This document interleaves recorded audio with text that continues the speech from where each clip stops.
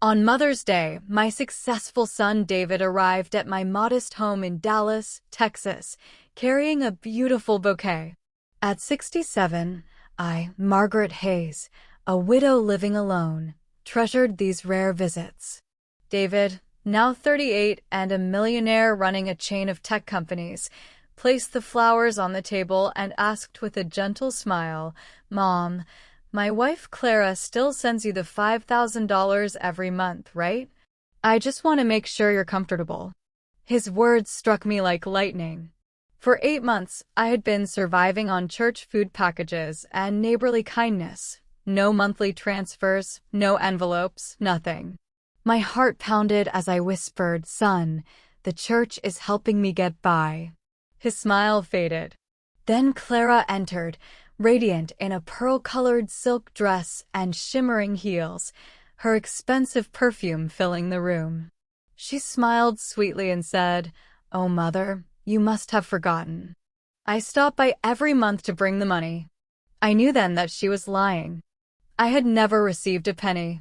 David looked confused, glancing between us. Clara insisted it was a simple oversight due to my age, her voice honey-sweet but her eyes cold. I remained calm, choosing silence over confrontation. As they left, a quiet resolve formed within me. $40,000, money that could have repaired my leaking roof and replaced my broken refrigerator, had vanished. That night, I began to plan. I would uncover the truth, no matter the cost. In the days following Mother's Day, I wrestled with disbelief. Could I be mistaken? Perhaps the bank erred, or envelopes were lost in the mail. I reviewed my meticulous expense ledger, no record of any large deposits. The next morning, I visited my bank and asked the teller to check for transfers from David. She confirmed, nothing beyond minimal interest. The truth settled heavily. For 8 months, I had clipped coupons, eaten canned soup, and thanked God for donated bread, while David believed he was providing for me. That evening at church, Reverend Cole noticed my distress. I confided vaguely about missing funds. He reassured me that truth always emerges. Inspired, I began documenting everything in a leather notebook David had gifted me years ago. Every visit, every excuse, I recorded them precisely, drawing on my decades as an accountant. Clara continued her occasional visits, always impeccably dressed, bearing small gifts but never money. Her condescension grew, comments about my age, my memory. Each time I noted her words, her nervousness. I sensed she knew I was watching. The storm inside me grew, not rage, but determination.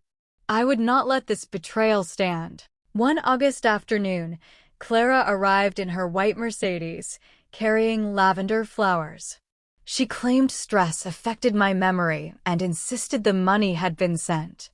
I calmly revealed I had checked with the bank, no transfers for 8 months. Her composure flickered. She promised to investigate and left abruptly. I added the encounter to my notebook. Soon after, in September, she returned alone in a brand-new silver Lexus, bearing an elaborate gift basket. When I directly asked about the monthly $5,000, she claimed to have forgotten it in the car. I noted the temporary plates, the luxury contradicting her excuses. Her voice wavered. She avoided my gaze. That day, I called David's company from a public phone, reaching the head accountant, Sandra.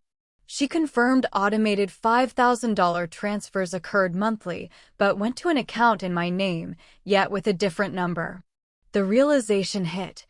A fraudulent account. Only one person had access and motive, Clara. My hands trembled, but my path forward crystallized.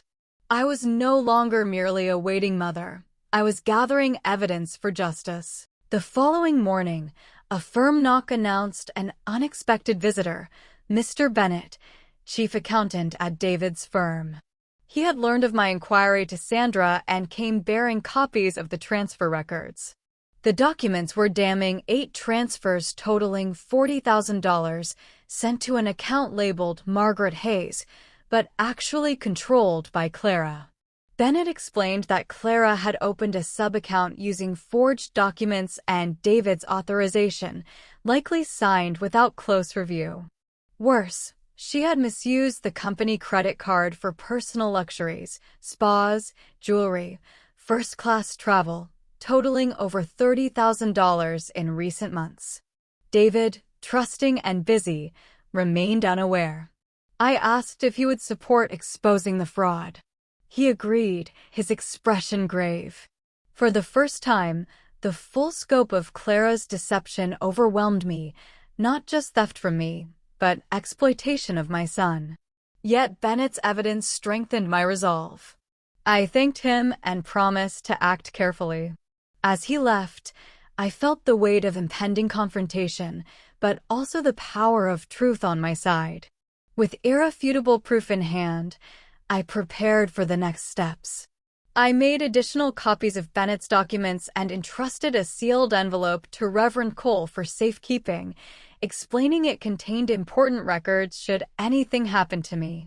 He prayed with me, offering quiet support. I reflected on my life, raising David alone after my husband's death, managing finances with precision, enduring hardship with dignity.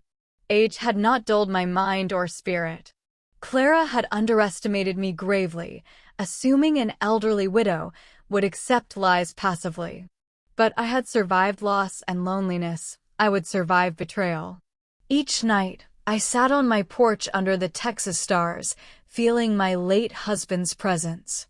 His words echoed, "Let truth speak louder than anger."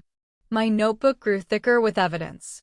I knew revealing everything to David would shatter him, yet silence would enable further harm.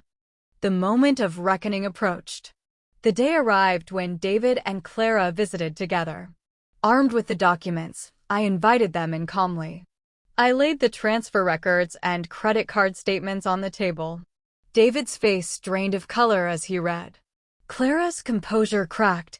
She stammered excuses, then tears, claiming misunderstandings. David, heartbroken, demanded explanations. The evidence was undeniable. He confronted Clara about the forged account and misuse of company funds. Her facade crumbled. She admitted pocketing the money for her lavish lifestyle, believing I would never discover it. David apologized profoundly, promising immediate repayment and legal action to recover every dollar. He severed Clara's access to finances and initiated divorce proceedings. The stolen $40,000 was returned to me, along with compensation for the company fraud.